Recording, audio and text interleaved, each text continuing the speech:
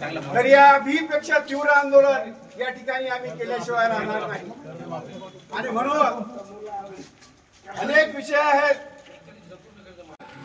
यांच्या नेतृत्वामध्ये आज आम्ही या ठिकाणी चटणी भाकरीचं आंदोलन दिवाळीच्या नुकसान भरपाई आणि या सरकारचं करायचं काय,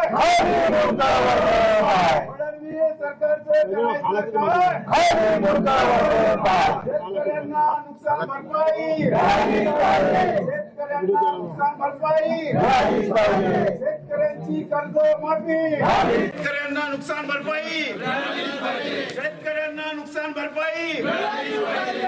शासनाचा निषेध करत कार्यालयाच्या बाहेर तुम्ही चटणी भाकर आंदोलन केलं, काय प्रतिक्रिया आहे?